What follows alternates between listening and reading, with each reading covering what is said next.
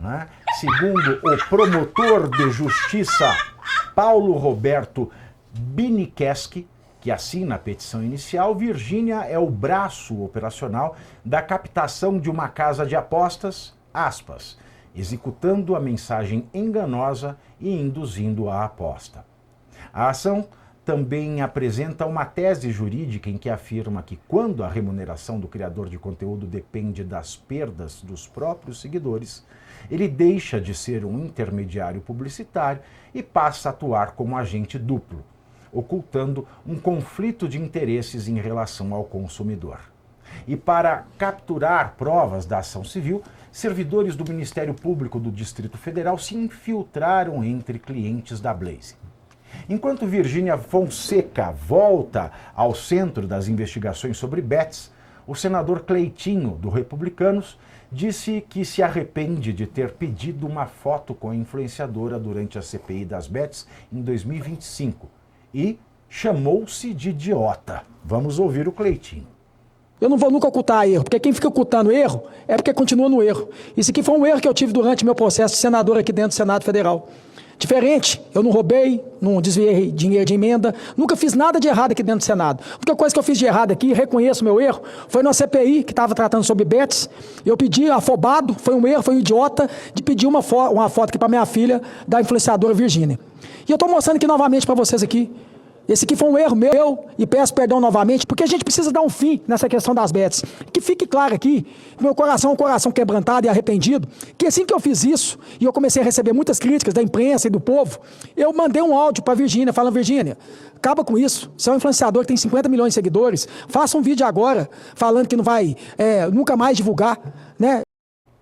Eu sou fã do Cleitinho, e eu já tive a oportunidade de falar isso para ele.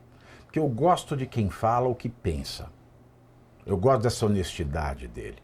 E ele é um cara que reconhece as limitações técnicas e ele pergunta, ele tem uma humildade danada de procurar saber para fazer o melhor e eu gosto demais dessa honestidade dele. Deixa eu registrado aqui os meus parabéns ao senador. Ainda falando sobre bets, o ministro da Fazenda, Dario Durigan, anunciou. Você sabia que o Dario Durigan foi da minha turma de faculdade? Não sabia. Deu uma sorte, hein? Ficou ministro da Justiça do nada, na rabeira do Haddad. A gente era da mesma sala. Minha sala de faculdade era uma coisa muito louca, bicho. Ele anunciou que vai endurecer regras de publicidade das apostas esportivas. Entre as medidas, as empresas autorizadas serão obrigadas a exibir alertas como, por exemplo, o Ministério da Fazenda adverte: apostar faz você perder dinheiro, além das variações em que destaca que apostar pode causar dependência e aposta não é investimento. As normas também restringem estratégias de marketing das bets, como a promoção de ganhos financeiros e o uso de comentaristas para induzir apostas. Essas medidas passarão a valer a partir do dia 17 de julho, da semana que vem, já da semana que vem. Bom, pois bem, esse caso da Virgínia. Eu lembro, meus queridos amigos Diogo e Eduardo, quando o Carlinhos Maia, que é influenciador, agora, influencia o que eu não sei o que ele faz, eu sei que é influenciador e ganha muito dinheiro. Porque numa sociedade que nós vivemos, as pessoas enriquecem produzindo coisas vazias que são chamadas de conteúdo. Pois bem, ele certa vez ele foi chamado na chincha porque ele, acho que foi até essas coisas de aposta mesmo. As pessoas acessaram o site porque elas acreditaram na palavra do influenciador. Ele falou, olha, eu não tenho nada a ver com isso. Mas é um problema, porque a própria palavra dessa profissão moderna é influenciador. Você não é um garoto propaganda, um mero modelo, um manequim. Você é um influenciador, a coisa ela subiu de nível. E quando isso aconteceu, eu sentei com os meus colegas de faculdade de Direito e a gente debateu sobre o tema. E uma das conclusões que a gente chegou era essa. Se a pessoa recebe um cachê para fazer publicidade, mesmo sendo um influenciador, ela tem um contrato de publicidade.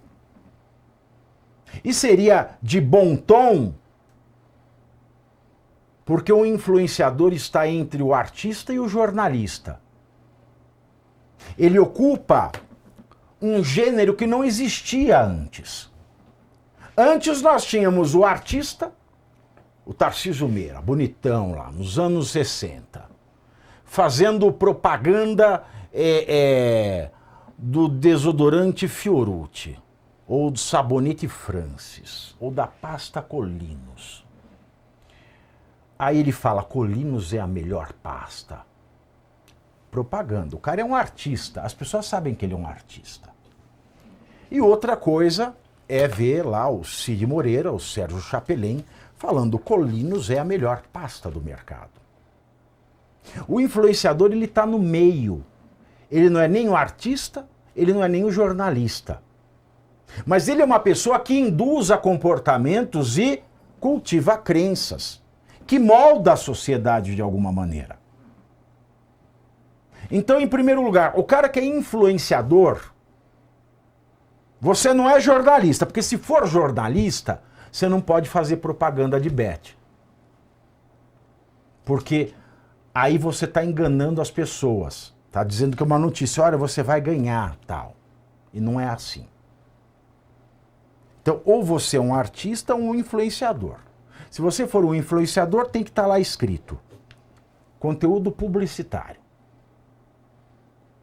E mesmo assim, você não pode ser pago dessa publicidade através da participação. Ou seja, eu recebo a partir do número de cliques que a casa de aposta teve, a partir de um link que eu disponibilizei. Ou das visitas que a casa de aposta teve, logo após estarem na minha página. Ou você ganha pela publicidade e ponto, ou você é sócio do empreendimento. Uma sociedade informal. Porque se você ganha por número, você está assumindo risco. Agora, se você ganha um cachê para fazer publicidade, você se exime do risco. Isso é muito importante parar para pensar. E ao que parece, o Ministério Público acerta ao dizer que esta ação civil pública existe porque ela fazia parte do ganho da casa de apostas. Quanto mais as pessoas perdiam, mais ela ganhava. Isso é um ponto positivo. Agora, o ponto negativo dessa ação civil pública. O ponto negativo é, não é crime fazer publicidade, não é crime mais aposta, a partir do momento que a aposta foi liberada. Eu não posso fazer uma ação civil pública falando, a aposta é um malefício. Então você tem que fazer uma ação civil pública contra o Congresso. Contra o presidente da República, que não regulamenta. Porque quando a lei não proíbe, quando a lei não obriga, ela permite. Então, em que pese o acerto doutrinário sobre a responsabilidade na publicidade das apostas, esse acerto do Ministério Público não sobrevive pela falta de previsão legal, porque quando a lei não obriga e nem permite, ela não obriga nem proíbe, ela permite. Então não há espaço para isso. Aí veio o governo, através do ministro da Fazenda, e vai endurecer na regra das publicidades. O Ministério da Fazenda adverte: apostar causa empobrecimento. Por que o Ministério da Fazenda também não põe anúncio agora, na campanha eleitoral? Propaganda eleitoral gratuita. Gratuita mais ou menos, que custa um dinheirão isso aí. Sai lá, propaganda do Lula. O Ministério da Fazenda adverte: votar no Lula causa empobrecimento do país. Veja, Hoje saiu o número do IPCA. É o maior IPCA, é a maior índice de inflação desde 2022, que é o rescaldo da pandemia. Que se o Bolsonaro entrou em 2019, ele zerou a inflação em 2020, pois é, a inflação em 2020 foi zerada, o índice de aumento da inflação foi zerado, na verdade foi 0,1%, para ser muito honesto com os dados do próprio IBGE. Depois, em 2021, é claro que ela explodiu, 2022 foi o rescaldo da pandemia, e agora, com o Lula, a inflação volta, sem pandemia, a uma situação pandêmica. E inflação, meus senhores, nada mais é do que um confisco de dinheiro. Quando o governo é irresponsável e provoca inflação, o que ele está fazendo é um confisco de dinheiro. Porque se você compra determinada coisa com R$100 e amanhã você precisa de 150 para comprar aquela coisa, o governo te roubou 50 mangos. O governo, ele tirou a sua capacidade de compra. Então é uma espécie de confisco impróprio. Então eu acho, Eduardo, que o Ministério da Fazenda tinha que pôr também Ministério da Fazenda adverte em tudo que o Lula fala. Eu concordo com você, Pavinato. Nesse ponto eu concordo com você. A reflexão até sobre o aspecto do comportamento humano, eu não gosto quando o Estado dá as diretrizes. Porém, eu concordo na parte da análise sobre o elo da cadeia, vamos dizer, desses ganhos de circunstâncias.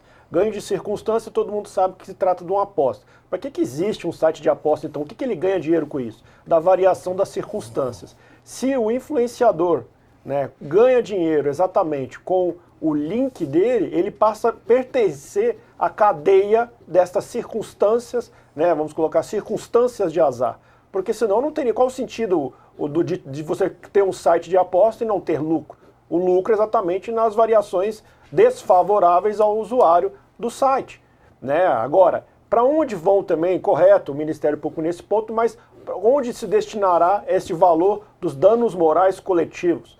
Né? Eu sempre fico ressabiado com esse danos morais coletivos, primeiro pelos pontos já bem, né, magistralmente expostos pelo Pavinato, de que não é crime, né, não há previsão criminal nesse sentido, não tem nada tipificado, não há lei que proíba, então não tem um porquê tratar dessa forma. Eventualmente, faça-se uma propositura de um projeto de lei e aí, posteriormente, você acaba, né, responsabilizando quem pertence a essa cadeia. É óbvio, as pessoas tratarão com uma confiança, não, se fulana de tal, no caso a Virgínia, acabou anunciando, é sério então, é de confiança. Não, a gente tem que ter ciência que se trata de jogo de azar. Ao mesmo tempo que eu não concordo com o Estado tratando o cidadão como um idiota, como um otário, como se ele fosse um incapaz. Tá? Então, envolve sim elucidar quando se trata de enganação, mas ao mesmo tempo eu não gosto quando o Estado usa como uma janela de oportunidade para tentar suprimir as liberdades do indivíduo ou subjugando o indivíduo como se ele fosse um incapaz, Pavinato. Até sempre houve essa discussão dentro do direito do Estado babá. É que o Estado que entende o que é melhor para você. Isso começou a ser discutido muito no Brasil quando o Serra proibiu o cigarro em São Paulo. Né? Aí no Brasil começou a trazer essa discussão que já existia fora do Brasil, com juristas internacionais, etc., o Estado, porque isso é uma reminiscência do marxismo. O partido, o Estado, sabe o que é melhor para você. Então, eu vou decidir aqui, você não pode fumar. Você não pode apostar. Você não pode transar depois das 2 da madrugada. Mas o que tem a ver transar depois das 2 da madrugada? Eu não sei, mas se o Estado disse, nesse sistema de Estado babá, ele pode tudo. E só um outro detalhe também, porque eu já tinha elogiado o Ministério Público, mas eu retiro o elogio aqui mais uma vez, Porque eu não sei mais se fazem concurso para entrar no Ministério Público. Porque também não pode ser dano moral coletivo. Porque o correto é dano moral difuso. Para quem não sabe, existe uma diferença entre danos difusos e danos coletivos. O dano coletivo é uma coletividade. O dano difuso é mais abrangente, é toda a sociedade. O coletivo é: eu cheguei e falei o seguinte, que toda bunda de viado fede bosta. Na verdade, toda bunda fede bosta. Mas porque eu falei viado, aí vai vir uma associação e vai me processar por danos morais coletivos. Porque eu supostamente feri a moral de uma coletividade, de um recorte da sociedade. Agora o difuso não. Então, como os apostadores podem estar em todas as coletividades do grande quadro social, o correto seria danos difusos. É só para corrigir. Que a gente tem que corrigir, porra. Porque a lei tá lá. Fica essa mania de ficar errando toda vez, daqui a pouco não precisa mais de lei. A gente entra na anarquia da casta da persecução criminal no Brasil. Diogo, você aposta muito? Não, eu não gosto de apostas, Eu não mas jogo nem na Mega Sena. Eu também não jogo. Eu não compro nem rifa de quermesse, para falar a verdade. Agora, eu compro para ajudar a igreja, para falar a bem da verdade. Mas aí não é aposta propriamente, né? É uma doação que pode trazer Às um vezes prêmio. eu compro a cartela inteira da rifa e falo, pode ficar com o prêmio. Pois é, exatamente isso. Às vezes é o padre que fica com o prêmio também, né? Aí já é um problema dele também, porque é ele que vai para o inferno, eu não. Mas eu particularmente me incomodo muito com essa ideia de dano moral, seja difuso, seja coletivo, que é uma jabuticaba quase só brasileiro. Portugal tem, Espanha tem, mas a maioria dos países não tem. Porque, para mim, para haver um dano moral, tem que haver uma vítima identificada, alguém que apresente uma queixa. Porque nós estamos começando... Então, aí que é o negócio do difuso e do coletivo, que existe essa previsão no Brasil. Aí, às vezes, o Ministério Público ele acha assim, essa atitude ela fere a moral da sociedade como um todo, que é o dano difuso. Ela fere a moral dos homossexuais, das mulheres, dos pretos, dos indígenas, então, dos povos originários. Então, aí eles fazem essa... Então, é um exercício de imaginação. E um possível caminho para censura também, né? Porque Exatamente. se eu posso achar que uma fala incomodou outros, a decisão é minha, sem ter a vítima propriamente. Mas o que eu acho principal aí, o governo não está preocupado com as pessoas, não está preocupado com o apostador que está perdendo dinheiro, coisa nenhuma.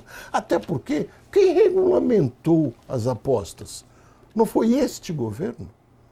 E por que se ele entende que poderia haver uma série de propagandas enganosas, e é muita ingenuidade achar que vai aprovar apostas dessa maneira que aprovaram e que não haveria propaganda da chamada enganosa? Que regulamentação ele fez? Absolutamente nenhuma. Então, o que ele vem agora dizer para a gente? Que está entrando com uma ação coletiva contra a Virgínia. Ele sabe muito bem que o andar desse processo vai ser muito mais lento que o período eleitoral. A primeira instância não vai tomar a decisão antes que já tenham escolhido o novo presidente da República. E é esse o interesse do governo, nada mais que isso. Até porque quando o ministro da Fazenda, o Dario Doriga, vem dizer que ele vai regulamentar a propaganda das apostas, será que no meio de 39 ministérios, e não chegou a 40, a gente sabe por quê, né? É o ministro da Fazenda que deve fazer isso? Me parece que não, me parece que há outros ministérios que poderiam e deveriam fazer, a começar pelo da Justiça, que a gente nem lembra mais que existe, de tão apagado que está. Então, para mim está muito claro, é tudo uma conversinha para enganar as pessoas. Agora eu estou preocupado, é claro, é momento eleitoral, aí a preocupação é com todas as coisas que pudessem lesar as pessoas. Chega em novembro, muda completamente o sentimento. Hoje eu fui na academia e vi uma cena muito louca. Tinha uma coleguinha obesa, ela estava explicando para a personal trainer dela o movimento correto do exercício para ficar com o braço definido. Não é piada. Eu parei, eu me sentei no banco e fiquei prestando atenção. Porque aí eu fiquei imaginando o sujeito banguela com um bafo de onça ensinando você a cuidar da saúde bucal. O Alexandre de Moraes dando dica de shampoo e condicionador. É o Ministério da Fazenda dando dica de boa administração do dinheiro. O Ministério da Fazenda petista, esse atropelo de Fenemê. Essa ódia e irresponsabilidade.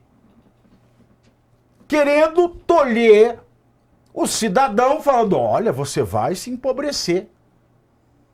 E empobrecendo o país inteiro. Deixando um governo gastar mais do que arrecada. Por quê? A pessoa que aposta, ela gasta mais do que ela ganha. Mas pelo menos ela tem uma fé na alha, na sorte, em Deus, seja lá o que for, que ela pode tirar a sorte grande e ganhar um dinheiro. Agora, o governo não. O governo gasta mais do que arrecada e gasta mais do que arrecada do dinheiro dos outros. Não é nem do governo. Então o governo agora ele quer colocar um cabresto em quem gasta mais do que ganha do seu próprio dinheiro e deixar o governo que gasta o dinheiro dos outros sem ganhar nada e mais do que arrecada. Ou seja, olha a loucura disso tudo. E aí você vai falar de propaganda. Toda propaganda ela tem um quê de mentira. Senão não era propaganda. A propaganda ela serve para ludibriar. Quando você tem um pingo de conhecimento de sociologia, você vai para Baudrillard, vai para Zygmunt Bauman, vai para Pierre Bourdieu, você vê que a propaganda é algo para te vender algo que não é o produto. Mas uma felicidade que não existe, que está por trás dele numa propaganda. Quando você vê a Xuxa nos anos 90 tomando banho de Monange, as mulheradas vão comprar Monange para ficar igual a Xuxa. Deus me livre e guarde hoje em dia, né? Eu não vendia mais nada. Você vê a pessoa com um iPhone, todo mundo é feliz com o iPhone. Você compra o iPhone, você sai na rua, você é roubado. É a maior infelicidade da tua vida, que você tem mais 20 parcelas para pagar e já foi roubado o telefone. Então a propaganda, ela sempre vende algo que não é o produto. Ela sempre trabalha com o seu sentimento. Então nós temos que banir todo tipo de propaganda, inclusive a eleitoral, porque é a mais mentirosa de todas. Sim. A mais enganosa é a eleitoral. E a gente ainda tem que pagar por essa. E caro. Porque pelo menos as outras, as empresas pagam as propagandas dela. Sim. O trouxa cai. Agora, a propaganda eleitoral, o trouxa cai e o trouxa paga a propaganda para ele mesmo cair. É bizarro, este país é bizarro, bizarro, bizarro. Agentes da Polícia